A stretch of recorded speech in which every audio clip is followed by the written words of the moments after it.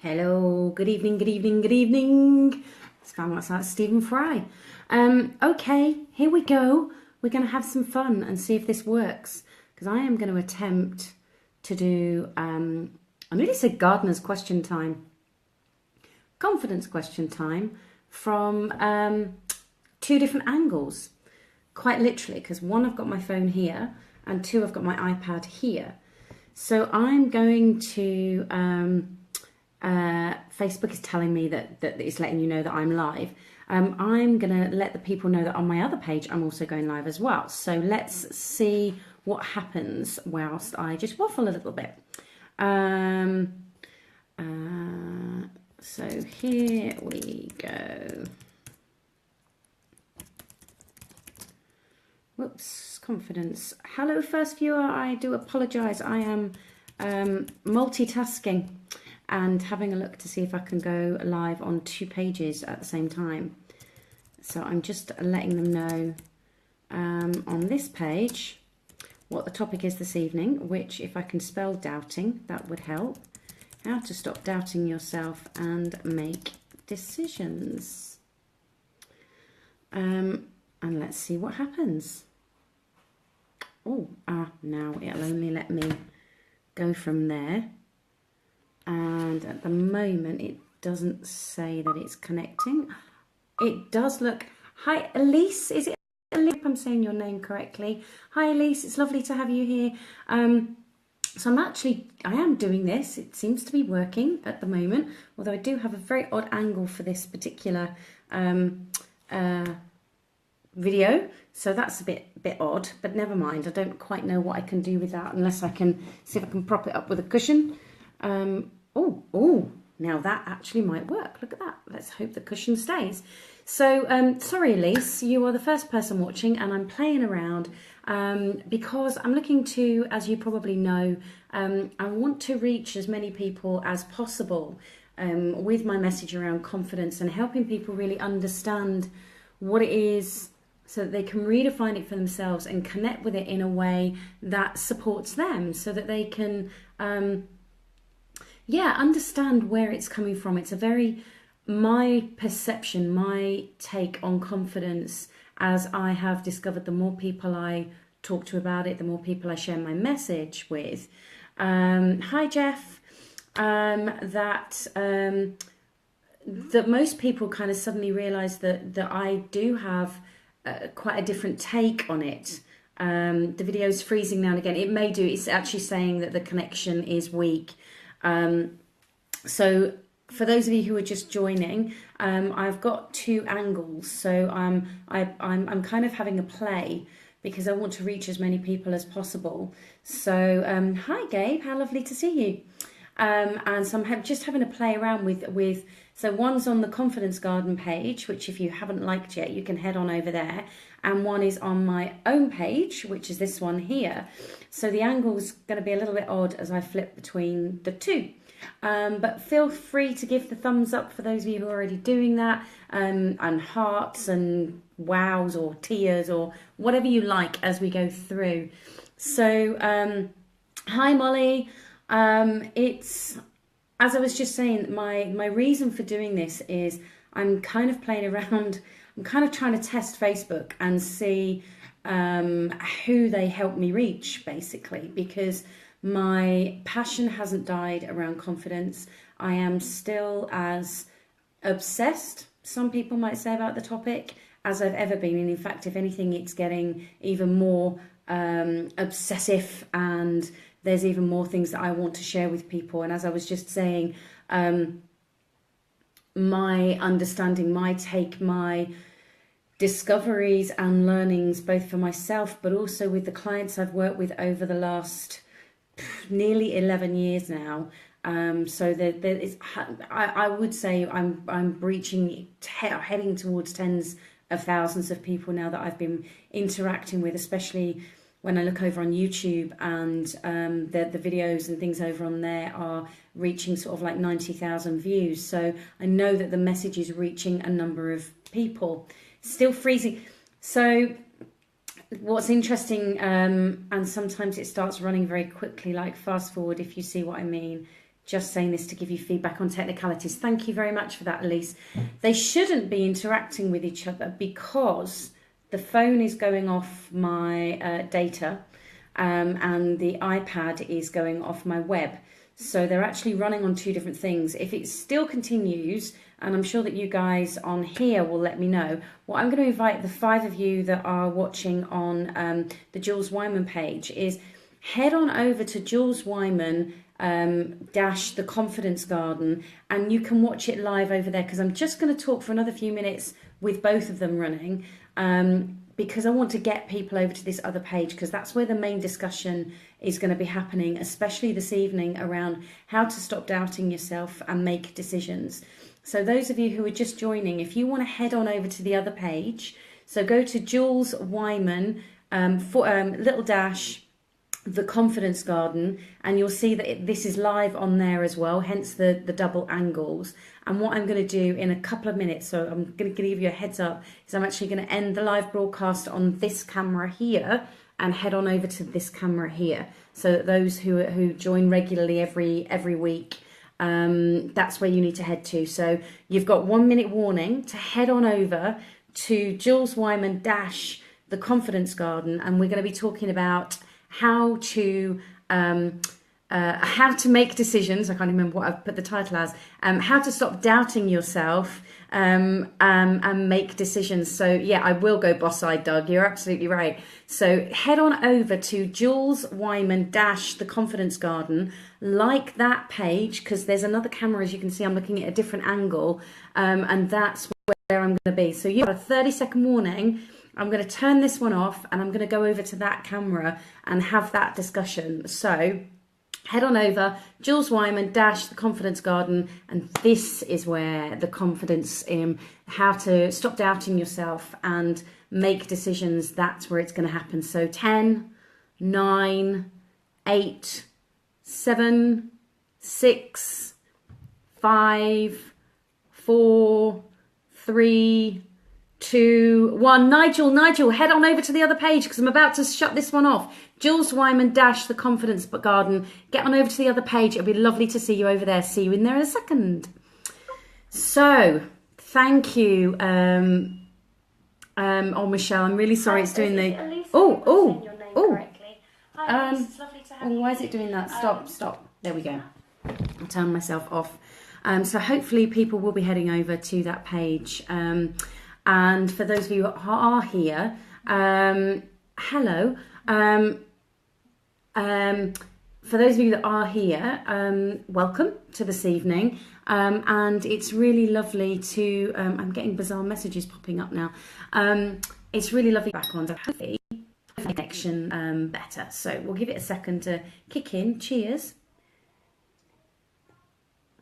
As you can tell, I do like small mugs. So, how to stop doubting yourself and make decisions. Now, it's very interesting. The topics, as I've said, with these question times, my aim is to make sure that I come with a lead topic, but it is a question time. It is an interaction. It's a conversation that I want to be having with you. So, what I want to invite you to do is think about what I'm sharing with this, and please, put your comments below, invite other people along to watch this, because what we're going to start with now is how to stop doubting yourself and make decisions. Now, the reason that I've come up with this topic is to do with 4 conversations that I've had in the last... Oh, actually, no. If I take the weekend into consideration, it's been a number of discussions that I've had with various friends, family members, with clients, with my man, with all of these different things, is that I've had these discussions, and I know this kind of topic for myself very well, and it's something that I think resonates with a lot of people, that we get very caught up with making a decision, and then we end up focusing a lot on doubting ourselves and not feeling that we can make that decision. So I want to offer up an insight that I learned about a few months back now. It might even have been last year. And it's about the word doubt. Now the word doubt, if you look at it, D-O-U-B-T. Now that was the original spelling, and then over a period of time the B dropped out, and then linguists they put the B back in.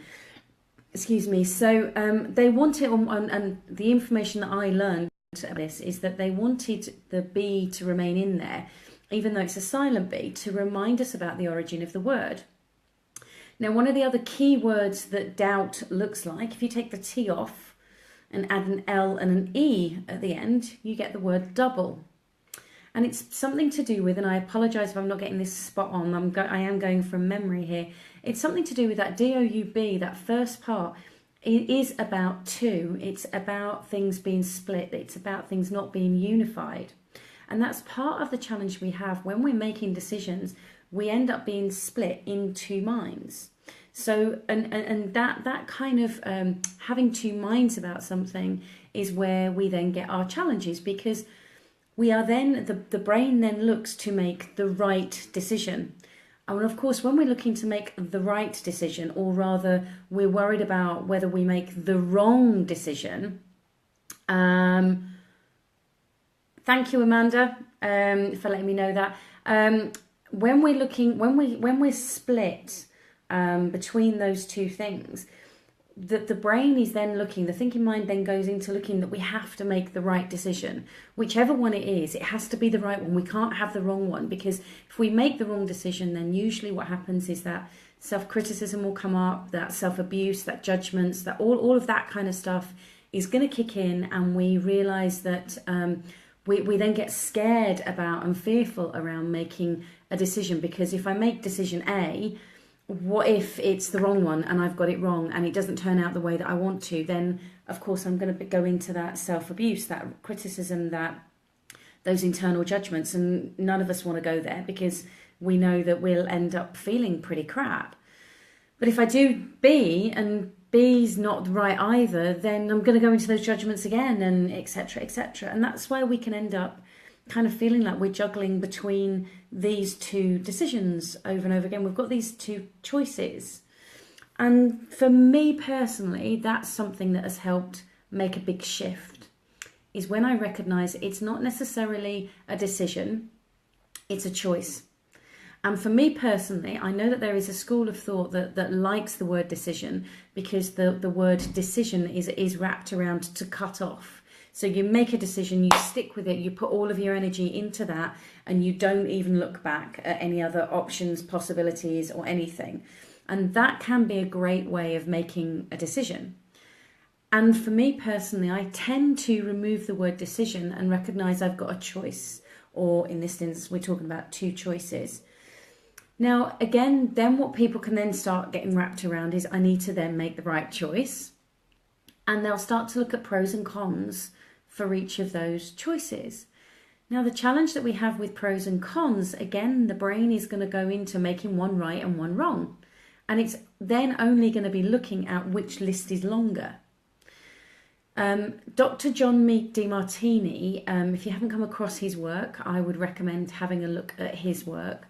One of the exercises that I've learned through the readings that I've done of John's work is that instead of having a pros and a cons list, he will have a benefit and a drawback list.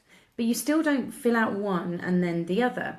What you do is you for each of those choices that you have, you ask yourself, okay, what's the benefit of this? Before, and only one. What's one benefit? Then what's one drawback? Then what's one benefit and one drawback? And one benefit and one drawback, and so on and so forth. And keep pushing yourself to keep the lists balanced. And do the same for the other choice that you have, or if you've got 15 choices, it doesn't matter how many lists you do. But you want to keep them balanced out, because that way that's going to help your brain to kind of become less emotionally attached to whatever outcome. And when we're looking to make one of those choices or make a decision, we're going to get hooked into those decisions and hooked into the outcome, and we're so fearful about being right or wrong that we get nervous about doing it. And that's where those doubts come in, because it's us internally questioning ourselves. So where you want to make a decision and or a choice, what you want to do is take a step back and recognize you've got the opportunity of these choices, and use that simple process that I've just described of going through one benefit, one drawback, one benefit, one drawback, keeping those lists even, and then relook at the choices or the options or the decisions that you have from that place there, and then see what happens. Now, the thing with the word doubt, not only does it highlight that we're in two minds and we're questioning ourselves, there's two things I would offer. Is that the first thing I would offer you to do is to look at what's the opposite of doubt. Now, for me, the opposite of doubt is trust. If I'm not doubting myself, then I must be trusting myself. And for those of you who have come across any of my work before, or watched any of the videos before, or come to any of the workshops, or any of the talks, or any of the blogs, or anything on the website at all, you will know that one of the key things to understanding confidence is recognizing its derivation, which when you take it back to its Latin derivation, it means confidere, which translates to with trust. So if we're talking about having self-doubting, we then start to talk about having self-trust, which is the opposite in my view, which then also links into having confidence, which is why I think it's really important to recognize that confidence isn't just key to certain aspects of life. Confidence is the key to pretty much most things in life. So many things come back to that. So be really mindful of where you are not trusting yourself. How are you doubting yourself? How are you doing that? And the key thing with that is to start looking at what expectations do you have of the outcome from either of those decisions that you have? What are your expectations? Now, my assumption pretty much most of the time is that the outcomes that you're expecting, the assumptions that you're making about those outcomes, those results you want or what you want to achieve, is that you're probably becoming too rigid to them and too locked in to them being a certain way. And whilst we want things to happen in a certain way and we'd like certain outcomes, sometimes we can get so caught on holding on that best way to, if you think about it, if you're holding on to an outcome and you've got a fist that's holding on to that outcome, then any other possibilities you can't have because your fist is closed, they can't be received, your hand's not open. You've got to focus on what your intent, the outcome that you would like to have, the results you would like to have, the achievements that you would like to aim towards, but do it with an open hand so that you're not holding on to it must be this way. And that's also then going to help you let go of being the need to be right or not be wrong. Does this make sense? Are you following along? I know that some people seem to be having challenges with the feed this evening, with it kind of speeding up or pixelating, or it does keep popping up every so often saying that the connection is weak. I am running off my Wi-Fi, so usually that's okay. Amanda said it's still freezing on your mobile, but you're going to stick with it and you look forward to seeing me on the 3rd of September. Well, I look forward to meeting you as well, Amanda. For those of you who don't know what the 3rd of September is, head to thetruthAboutConfidence.com and you can find out all about it. And you can get to meet both myself and Amanda, because the lovely Amanda's going to be there as well. So thank you for that, Amanda. Elise, yes, it makes perfect sense. Brilliant. Thank you very much. So what questions does that bring up for you? What thoughts do you have around that now that I've offered out a potentially different perspective, a different understanding, a different way of looking at making a decision, making a choice? What does that bring up for you? What are your thoughts on that subject now? Oh, Elise, now that would be amazing.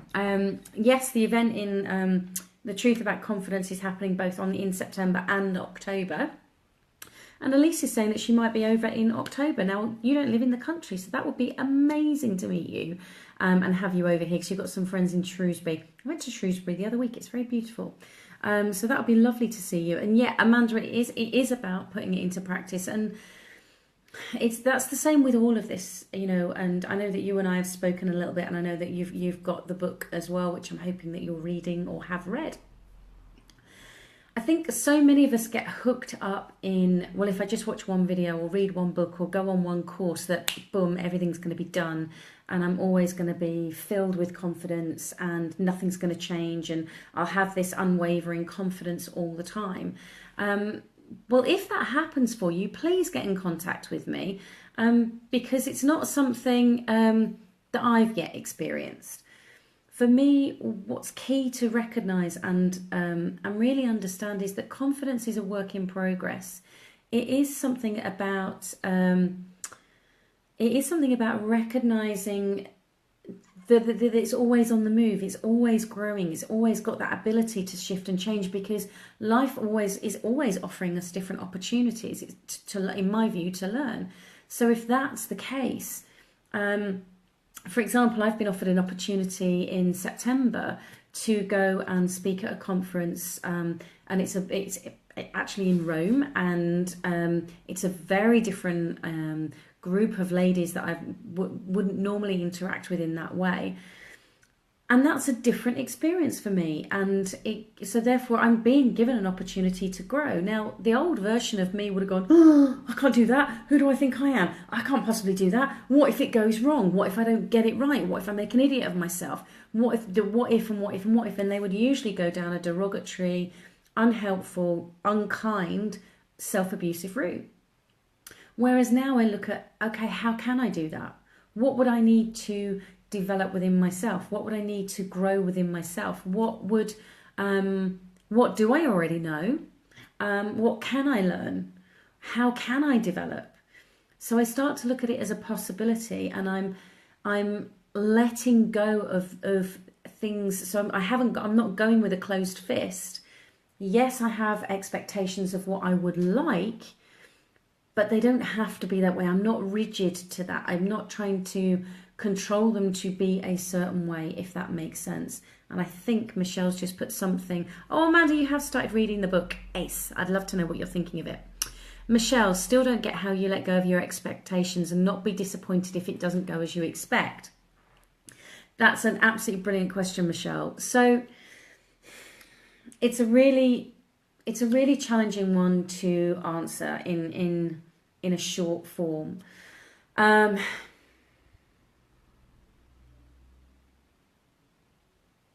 you see you've stumped me? I'm just trying to think of how to put it in a really succinct way so I don't go into an hour-long explanation of it.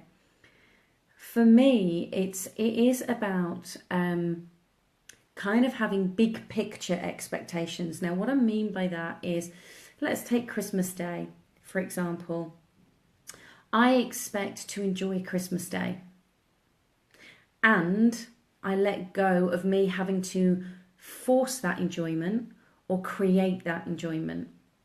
I just relax into it. That's my, and so instead of having an expectation, for me more it's about having an intention. My intention is to enjoy that thing. My intention is to be relaxed, and that's what I mean about big picture. So with the conference in Rome, my intention is to make great connections. That's it.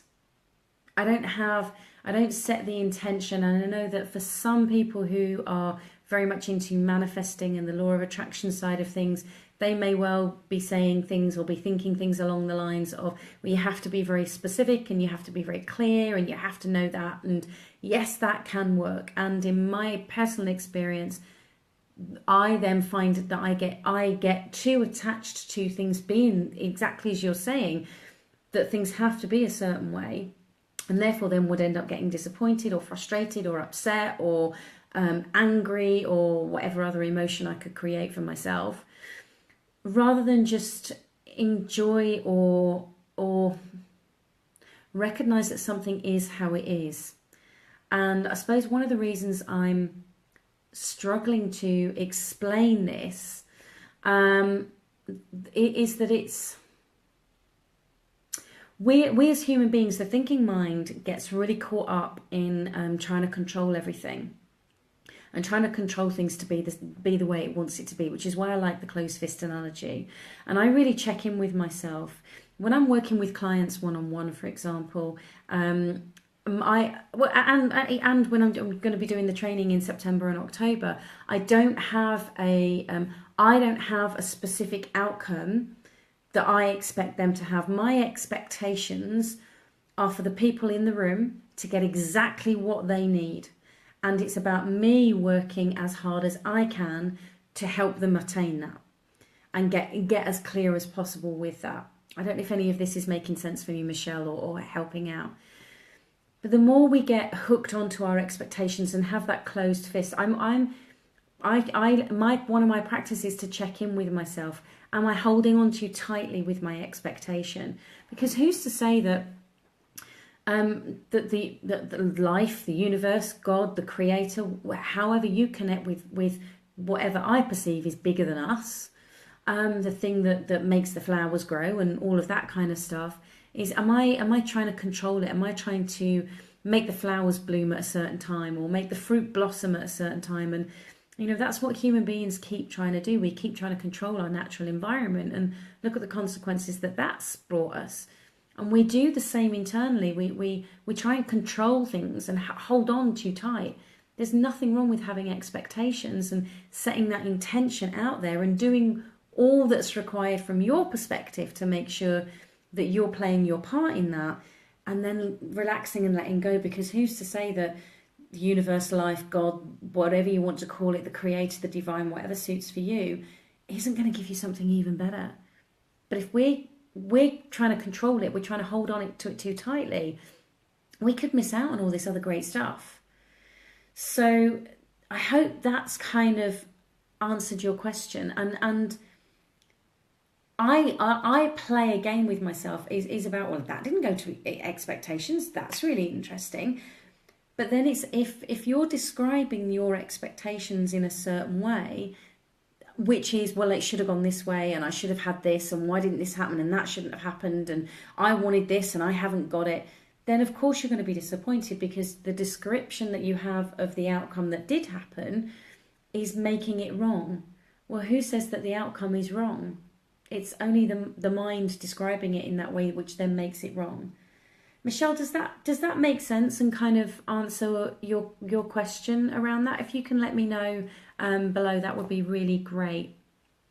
So Elise, if you focus on the outcome, like Jules said earlier, and not be too hung on the how, you might not get so disappointed, but be able to see the disappointment as a learning experience, and let me see some more, and be confident that the right solution will reveal itself in due time. So thank you for that, Elise. And I really love to encourage people to move away from words like right, wrong, good, bad, positive and negative. Because actually a situation, an event, is just that. It's an event. Life has no meaning until we attach a meaning to it. And if the meaning that you're attaching to it, that outcome, that situation, that thing, that decision, whatever it may be, if the meaning that you're attaching to it is creating a sense of internal disappointment or frustration or anger or upset, then change the meaning, change the description, change how you are describing it, which I really do appreciate. Sounds so simple, quick and easy to do. But in the moment when you're in it, I recognise that this is still a work in progress for me. This is still stuff that I'm learning. But nothing has the outcome, the situation, the event, whatever it may be, has no meaning. It's only the meaning, the description, the story that we describe, how we describe it. So if we're describing it as it went wrong, then do you know what? Yeah, you probably are going to feel disappointed, or it didn't go as I wanted it to.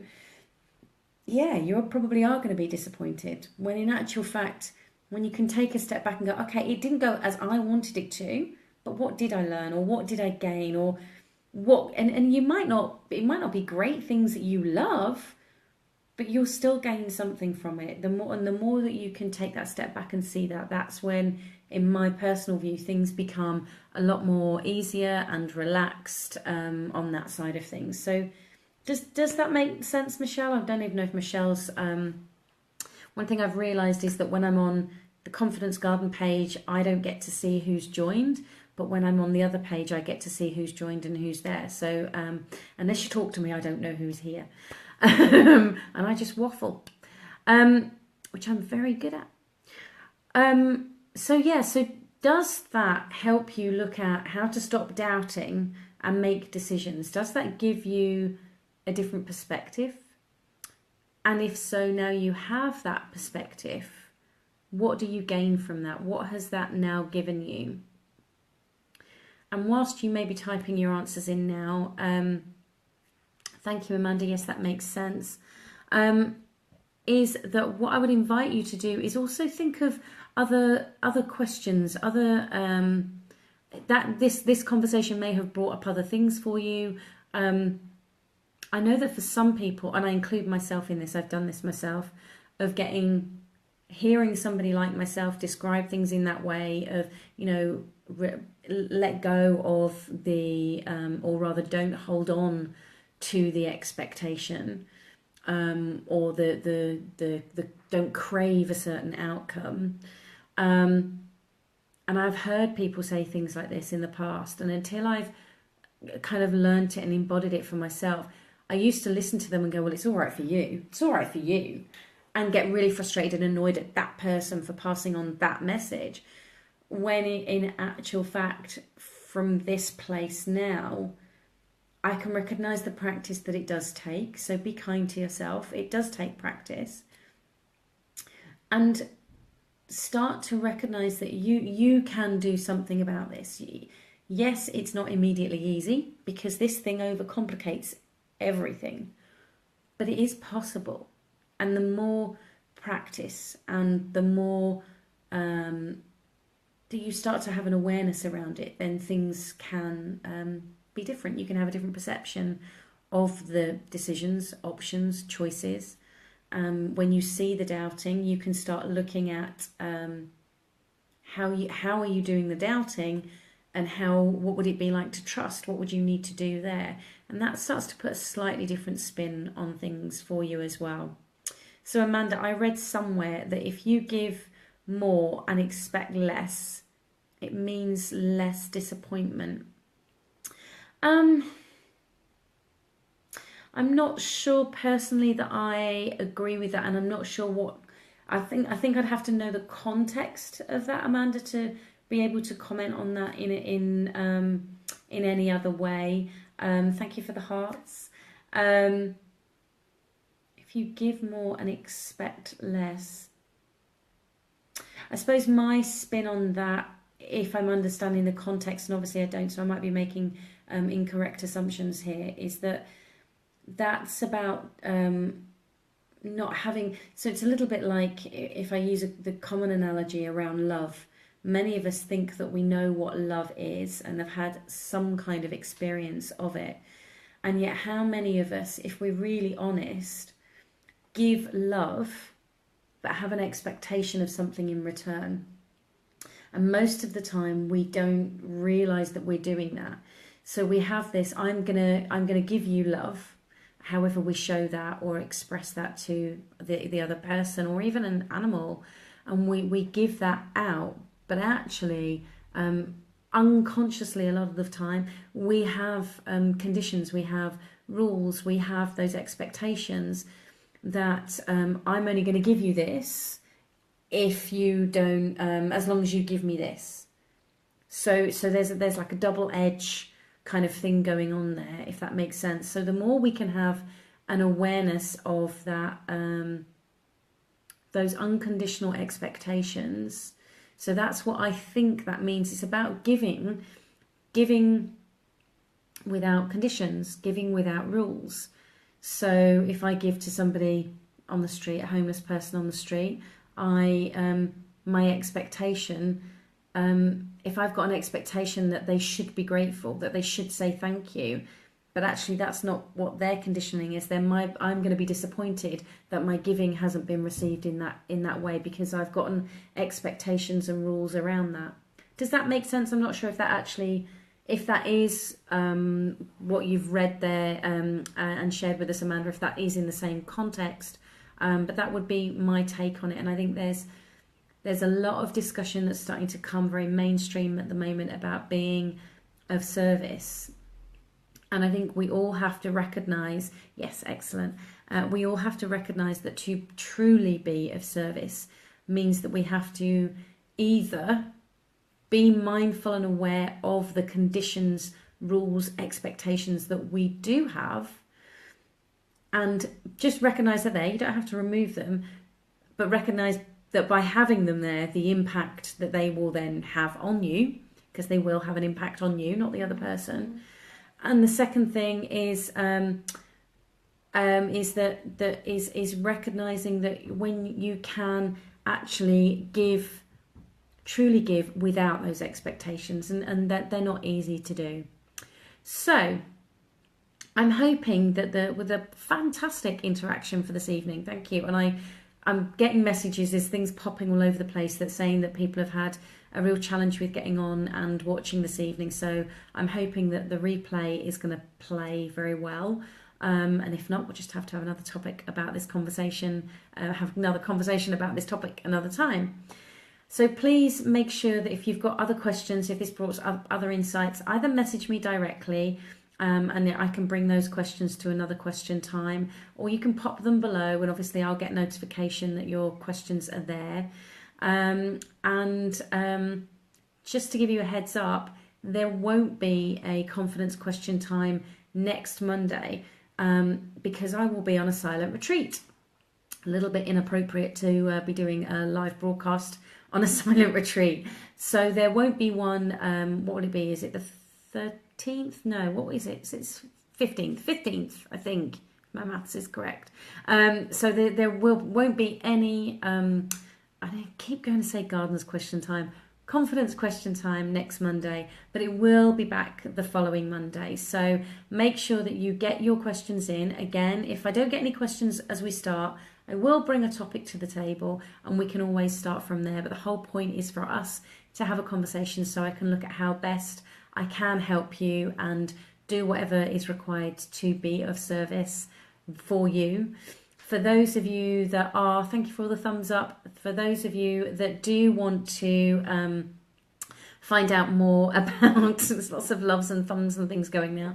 For those of you who do want to know more about the events that both Elise and Amanda have mentioned, there is one in September the 3rd, which you can go to thetruthaboutconfidence.com, and that brings up the information to do with that one.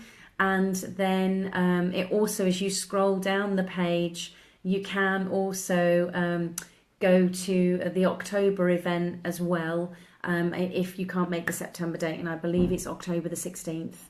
One's a Saturday, one's a Sunday, and they are the last two open events this year, just so that you know you want to get yourselves there. So thank you for all of the thumbs up. Thank you, ladies. And Rob's only just managed to get on. Hi, Rob. I know that for some people it has been playing up. I don't know why. I'm in exactly the same location as I have been for the last few weeks.